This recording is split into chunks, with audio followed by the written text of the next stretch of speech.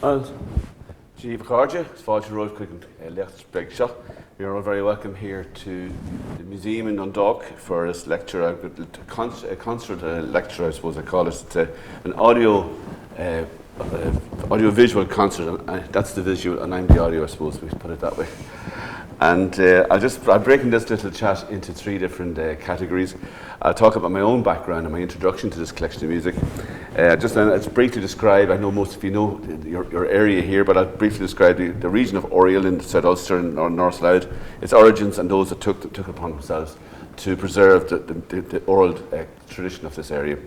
And the third part of the chat will be a description and analysis of the collection, which we're going to go through. So I started off there with a piece of music. It was an old Scottish, but it could be an old Scottish march, it could be an Irish air, it could be played as a reel, as a piece of music from this body of tunes, which was written down at the turn of the last century. And this tune that I played there was called A Rose in the Gap. In the book, it was this old manuscript. In the Irish, it was written as Roisha Atá. And I would imagine that the Gaelic was partly remembered by the scribe as Roisha Atá Savarna, which would be the Rose in the Gap. So there you heard it there, one of the tunes from this collection of over 300 tunes, which has remained pretty much untouched in the last, since it was written by some talented musician at the turn of the century. And I suppose the tune itself, it's an unusual tune, a 4-part tune like that, written in common time. And I just take the liberty to suggest that a rose in a gap is a flower or something that's vulnerable in a very busy area. And it's a bit like this tune book was lying in a dusty archive untouched for years. So, and I took the liberty to suggest that the gap suggested would be the gap of the north. Some of you might recognise Moira Castle there. And that's roughly where this music was collected, in this area of South Armagh, North Louth. On this old area near the historic Faughart graveyard, where Scotland's Edward Bruce was buried after the Battle of Faughart in 1318. Having been crowned King of Ireland in Dundalk here, just up the road, in 1815. So I'll just, Micheál mentioned there my background in music. I've been barred at a better pubs than that, Micheál, since, you know, you're okay if it's any comfort.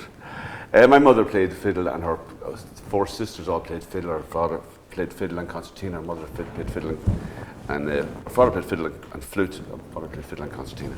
And my own family, brother Peter mentioned there, and brother Brendan, we all played music.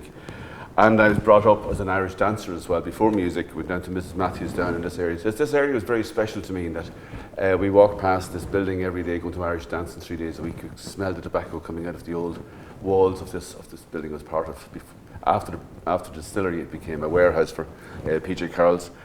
And Mrs. Matthews taught many champion dancers as well as hundreds of kids. She also had a big input in the dancing of Michael Flatley. He came over to Mrs. Matthews from the States for lessons before he became more famous than anybody else in the dance world. So I grew up playing Cayley bands I was 8-year-old in the under 18 Cayley band. We won the under 18 Cayley band for 4 years in a row, 67, 68, Clonus, 69, Cashel, 70, the Stowe. So I've been involved in this music for a long time. And in 1972 I had the opportunity to play with a great fiddle player, John Gardner, who would have been a contemporary of the famous Michael Coleman, who all of these fiddle players went to America. John Gardner came to Dundalk, and I spent 4 years playing in a show with him, duetting with him for a couple of for my second level years in school. So a lot of background there, at a very early age, opportunity playing music in the area. That's me in the front of a Cayley band in 1968, 69. You can see the big age difference there. I eventually became leader of the under-14 band because they moved on and I was still underage, so spent a few more years under 14. In 1974, I wandered into a pub called Mark's Bar here in town, and the local fiddle player had just been buried that day, Peter McCardle. And this pub was on the route between Dundalk, between Dublin and Belfast, and there was a pub in Belfast, Pat's Bar, and a pub in Dublin, Donahue's Bar. And these were well-known watering holes for musicians, and Dundalk being on the border, no Sunday opening in the north, Dundalk and Mark's Bar became a very famous place for musicians. People like the Dubliners, Clancy Brothers, Botty Band all played there, as well as numerous others, Tommy Macon. And after Peter died, I became the resident musician there for a number of years. I was given the collection, a photocopy of a manuscript in by a chap called Johnny Gallagher from DKIT. And it was a copy of the 1909 Archaeological Journal, Louth Archaeological Journal, and it was 106 tunes that were published in that. That became a sort of a copybook for us to work from, and we formed a band called Lá Lú, the Day of Louth. So I'll play tunes from this collection that I would have learned way back. The first tune is called, Miss Campbell's Lively Kate, Sweet Molly and the Downfall. So these are some of the tunes I would have learned first. Yeah, that's the Mark's Bar, which we played. There's Mark himself in the picture there.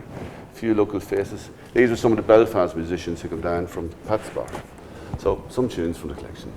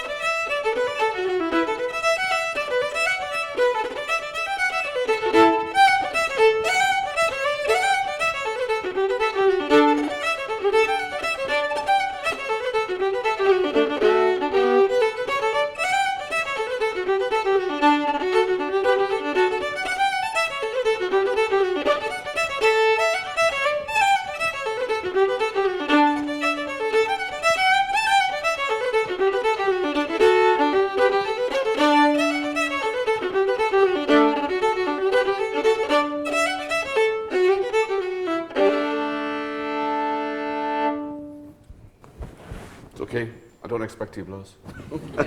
It is a lecture. It would feel a bit odd, but whatever, it's fine, thanks. So on to the next image there. This was the small, what I call the small collection that was published in 1909 in the Louth Archaeological Journal. And it's the way it was, there was 106 of the tunes selected, and I don't know for any, I couldn't find any particular reason for a long time why he picked 106 tunes, because it's a bigger collection than nearly 300 tunes in it. And anyway, we'll come back to that in a little while. So just to put all this in place, I suppose we need to talk about the area we're talking about here in what is Oriel and what is the Louth Archaeological Journal and what was all this cultural renaissance. It's one of the old original fronts of the Louth Archaeological Journal, printed by Tempests. So the first 2 decades of the 19th century were an exciting time for young Ireland. Since the Land Acts of 1870 and 1886 gave back the land to the people of Ireland, in the space of 20 years, the illegal confiscation of the land had been returned to the people. Catholic emancipation in 1829, Home Rule was still an aspiration, and with the passing of the Ballot Act and the election of Parnell, boycotts and evictions had become a distant memory. So at this time, the Catholic nationalist Ireland was getting on its feet and began to develop a middle class, and it established other pursuits outside the agrarian agitation and various things. The Gaelic League was founded in 1893, and one of many movements that captured imagination and harnessed newfound confidence in language and culture. The burgeoning native Irish professional classes and business owners had free time now to develop other pursuits. The rapid growth and establishment of seminaries, convents and schools under the patronage of Paul, Archbishop Cullen, fulfilled the need for education development and allowed the Irish to be proud of being Irish for the first time. Many cultural organisations will be found around this time, including the Louth Archaeological Society Journal, which was established in 1904, with the intentions of to preserve, examine and illustrate all ancient monuments and memorials of County Louth and adjoining districts. Number 2, to study the arts, manners and customs of the past to which these monuments belong. To find out all that is about the history of Louth and the surrounding districts, and to establish a museum, here we are, or museums in the county with objects of an antiquarian interest to be preserved. They were the main points of this. The first year membership of 212 members, the society proved an outlet for, and a contact point for various scholars of local history and archaeology. Amongst the earliest contributors to the annual publication were founding members included Lurkin Murray, Father Lurkin Murray, Henry Morris, and a young Luke Donnellan.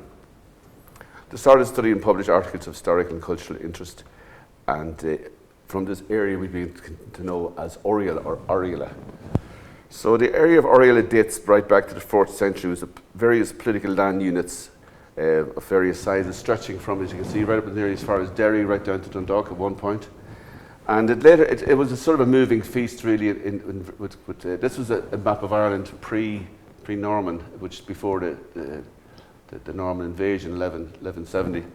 So you can see the way it was just roughly how it all lay out. So we'll go on to the next slide and see what we have. So eventually the area of Oriel became to be known as from North Louth, South Armagh, East Monaghan, East Cavan and North Meath, East Meath. It's an area of famous stories, including the Tombo Coolnia, which I don't need to go into here. And but it's during the bardic period of 1200-1600 that the Irish nobles maintained hereditary poets. And in the O'Neills of the Fuse, the castle of Glasdrumman was a valued patron to the Oriel arts. And this was the edge of the pale.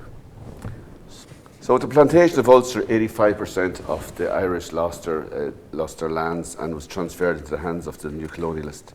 Many of the dispossessed from the mid-Ulster moved into the poorer Drumlin lands of South East Ulster, in and around the Moira Pass, known as the Gap to the North, and it's a strategic mountain pass on the Slieve Milacha, one of the great routes leading to Tara. Names like Donnelly and O'Neill moved into the Cooley Peninsula from mid-Ulster there, and those family names are still there. So we'll go on to some of the poets of this area where these people were collecting music from. And you had in the Oriel area, many of you know about this golden period of the area. Where the golden period would have been from 1650 on to 1750. You had poets like Seamus Don McCurta. Yeah, you see that you get a rough idea of the timeline here. You had many of the poets basically from 1650 until about 1750 onwards. And Seamus Don McCurta was one of the earlier ones. He was known as the Seamus Nadanta. He would have been born on the Louth Meath Monaghan border, so everybody had a little bit of claim onto him. Then Porrig McAlinden from County Down near Hilltown, where Gaelic was still spoken in the Mourne Mountains. Colin McGilligunna, 1860, born in 1860, South Armagh, unknown for his poem, the Bun on Bui. Pedro Durneen, one of North Louth's, wrote Manana Hearn, which Sean O'Reilly put the music to it, and also a well-known area in this area, Urchnachin Vacantia. And Art McCooey wrote the famous Urchilla Cregan. He was famous bard of the O'Neills, and learned. I'll play this air of Urchilla Cregan now, and one of the lesser-known poets, Art Bennett, more ascribed than a poet. So I'll play a version of the Art McCooey's Urchilla Cregan, and this was collected in North Louth by this man Donnellan we're going to come back to. And it's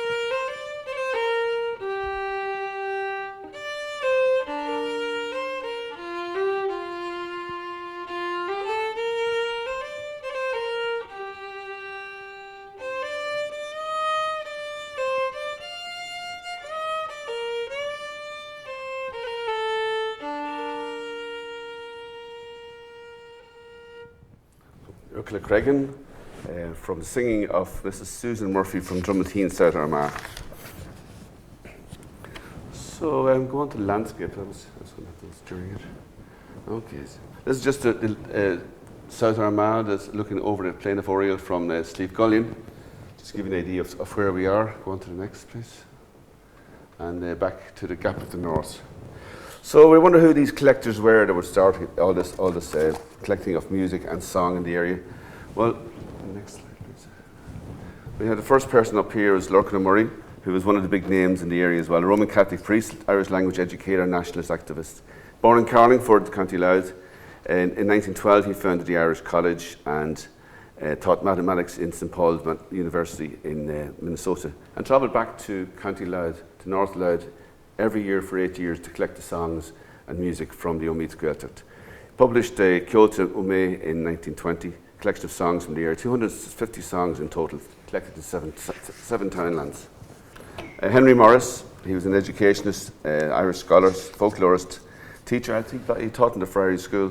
From 1901 to 1907 he taught in the Dundalk Friary School and was co-founder of the Louth Archaeological Society Journal.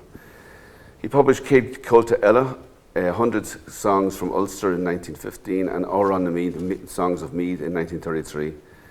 And he had been in possession of Matthew Moore Graham's collection, and that was his big work was done in this area. Henry Morris, in his collection, he stated, it is no exaggeration to say that hundreds of manuscripts were written in the district of South Ulster, Louth and Meath. The scribes can be enumerated in dozens, and they were almost always poor men, but passionately devoted to the language and literature of their motherland. Another local man here would have been here, Pedro Duda, died in 1971, novelist, playwright, teacher, musician, broadcaster, politician. He translated the Douay Bible into Irish in the 50s, put 12 years of work into it, and 3 million words. He actually put the music from Pedro Donnellan's poem, he put the music onto it from an old poem, from an old song from Omeath, and I'll play a version of that now. Ucnach Céan Vacanche.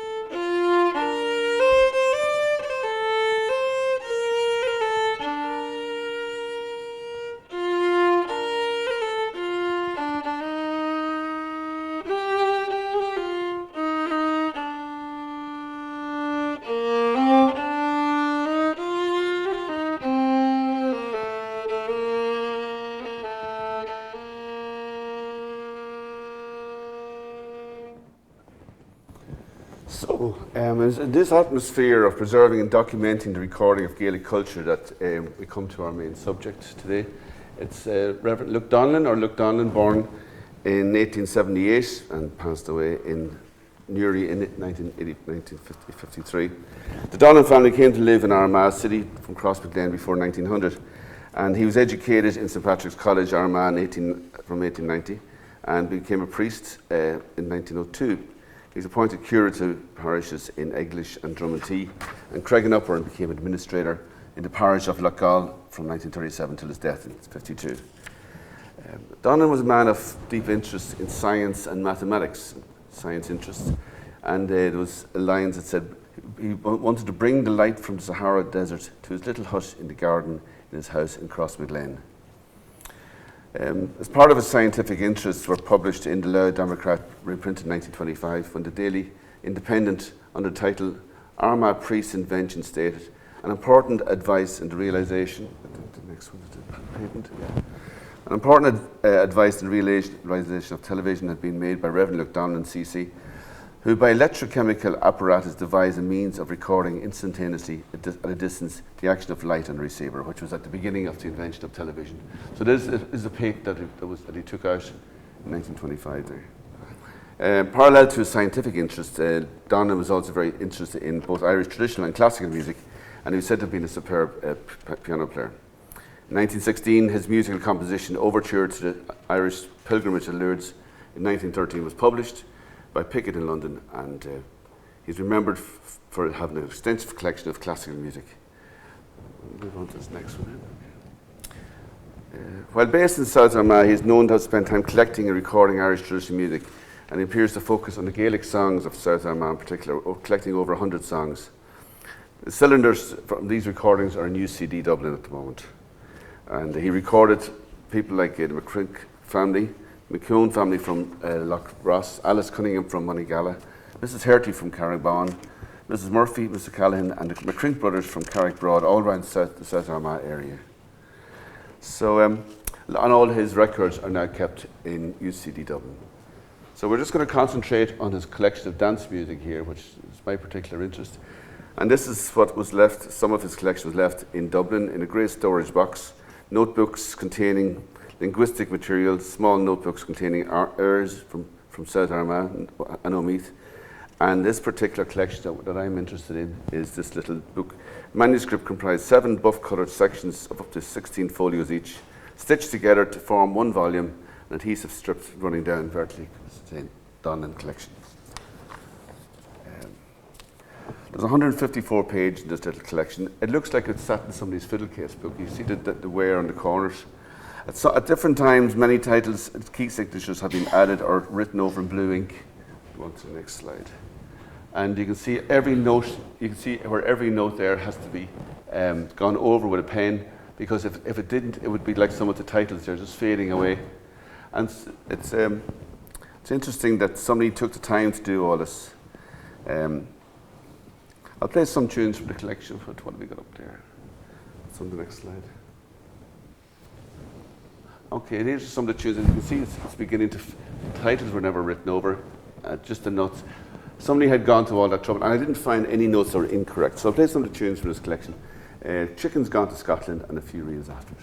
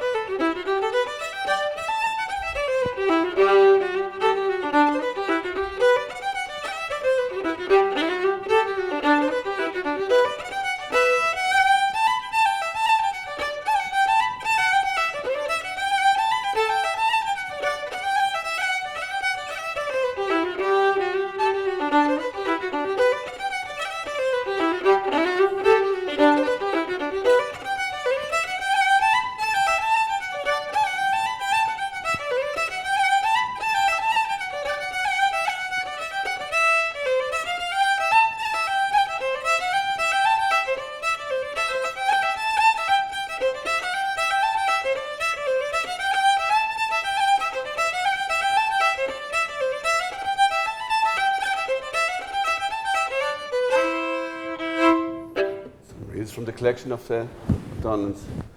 The reels account for 107 pages of the total with a total of 216 reels, and there's an index to all the reels at the back.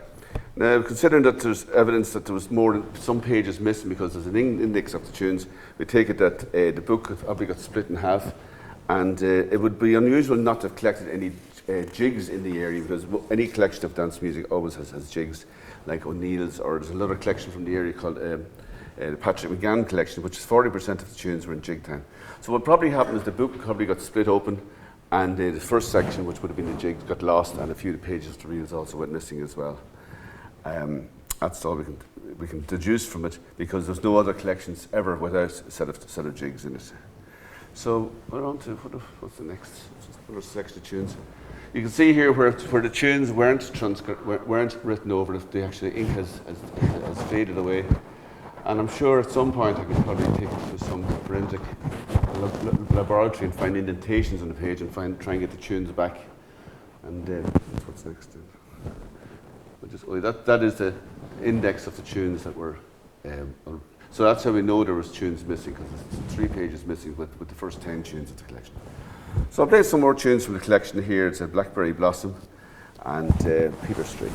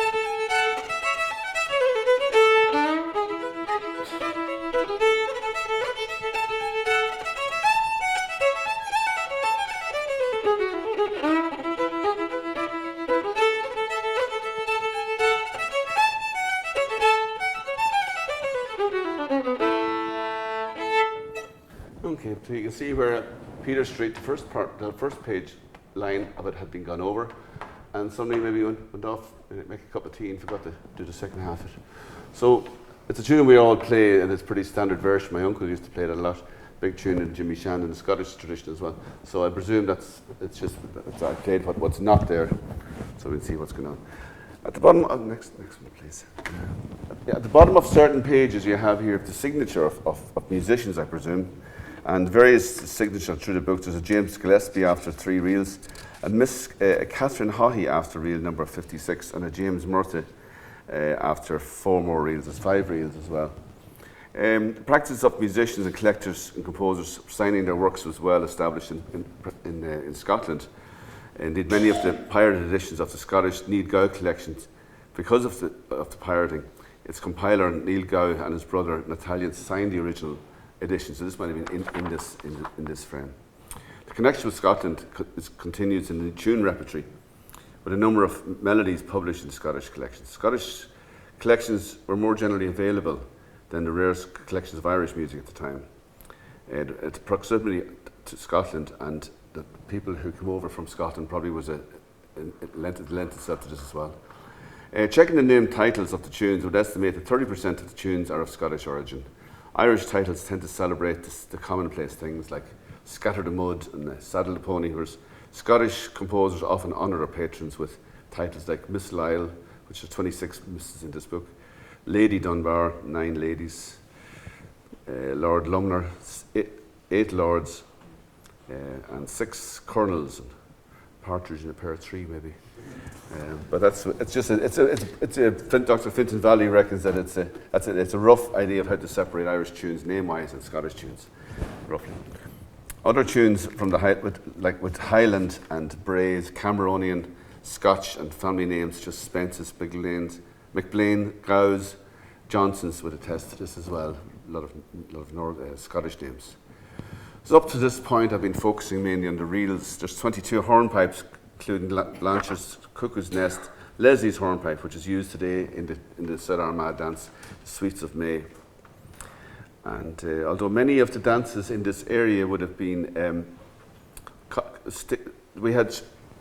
because we're in the northern counties, a lot of these dances would have been danced further up in County Down. You have dances like the Soldier's Joy and Betty Black. These are familiar dances to people in South Armagh and also North County Down. Nigel Boulier in his book Handed Down, Country Fiddle Playing and Dancing in East County Down. I was struck, after reading it, I was struck by a number of similarities with the tunes and the dances in this part of the world. Michael Quinn from South Armagh remembers this Betty Black being danced, and a fiddle player I knew, Jackie Dunnan, up in Strigley, remembers playing Betty Black for dancers near Balloo in County Down in 1955. So this is a tune that's not a reel, and I just play a little. It's a nice little tune to dance. And Bessie Black, or Betty Black.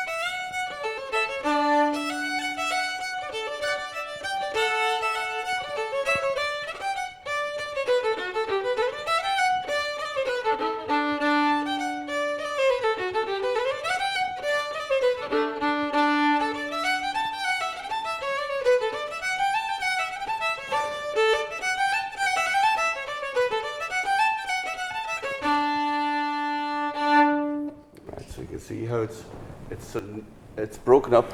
The other thing that they were sort of very careful. They'd often start a tune in the middle of a line. And obviously, paper was very scarce, and whoever was writing these tunes only wrote the minimum amount of notes that was needed.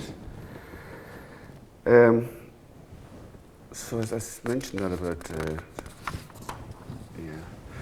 often just a small. Observation on it, in that key change were not always correct in this collection. I gathered that the person who was actually writing it down was obviously a good musician who could read or write music, but not with any great, let's say, professional skill or academic skill, because the letter sometimes the keys would be incorrect, but it wouldn't make an awful lot of difference to a solo musician whether the keys were incorrect or correct. Also, often they'd write bar 1, 2, 3, 4, and then just write bar 8. That's an example of it there. And there's 1, 2, 3, 4, and then just repeat. But often it's on a reel they'd write bar 1, 2, 3, 4, and then bar at the very top there. You see 1, 2, 3, 4, and then the next one up is bar 8 of the tune. So what it indicated to me was that this body of music was not written down as a learning tool, but more as a memory aid for somebody who had a collection of music, just needed to remember the tunes they'd learned. So it's purely for a personal reason. And you see the wear on the corners and all, it was a very well thumbed book. I've changed all the time signatures from the reels into common split time because it's a more accurate way of reflecting the music. And just on a conclusion of the dance, of the analysis of the music, I reckon that Donnellan, going back to what I call the small collection, it was published in 1909, it was just transcribed directly from this manuscript with no effort to make any corrections as he went along. Shorthand approach to writing the melodies was of interest, as I said, it was more a memory aid. Donnellan, he carried over the incorrect key signatures and any mistakes from this original manuscript into what was published in 1909. But bearing in mind that this man was a busy man doing many other things, with developing the television. I suppose an error here or there in the key of a tune was not going to change the world very much. So I'll play one last set of tunes from the collection, and then we'll take a few questions afterwards if anybody has anything they'd like to ask about. I'd just like to thank everybody who made this possible. I'd like to thank the Arts Council for the support on the DESH scheme, which this project was started on and helped fund it. Dr. Fintan Valley, who provided support to me during my time in the college. Dr. Rena Neogan, University College Dublin, and especially Johnny Gallagher, who gave me the original introduction to the small edition that was published in the Louth Archaeological Journal. So many other people to thank. They're all listed here. Get around to it if anybody wants to look at the sleeve notes. And I'll play these last tunes from the collection. The Maid That Dare Not Tell It, A Left-Handed Reel, and The Lass of Ballantrae. So we'll go to the next.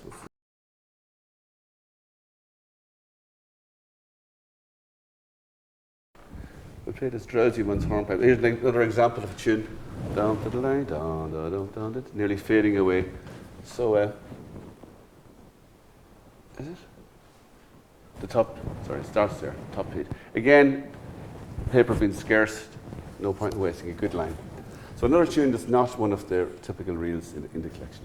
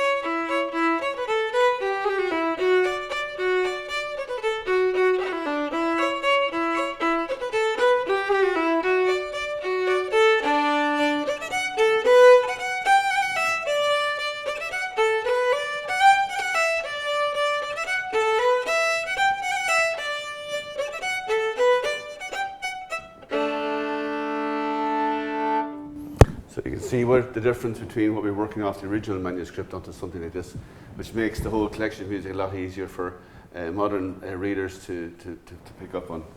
And now that it's clarified and written, sort of reimagined, it's available now for teachers of music and people who want to bring a repertory from this area around the world with them.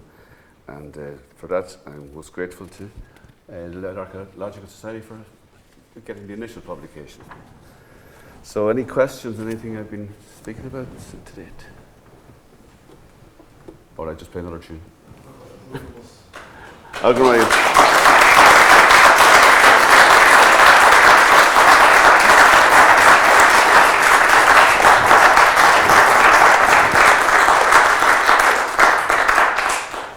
Thank you. So I'll play these last tunes and say thank you again for hosting me here this evening, and thanks to Brian and the museum and the Louth Archaeological and Historical Society now. Thank you.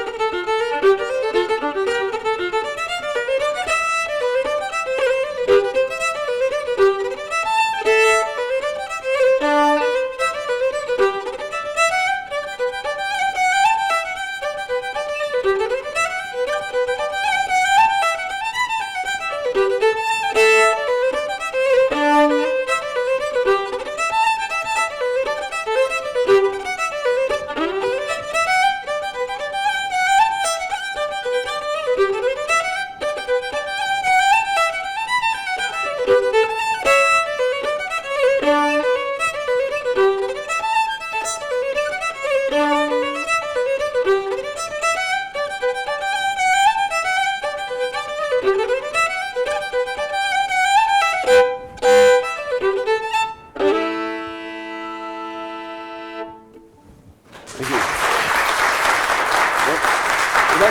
Roger.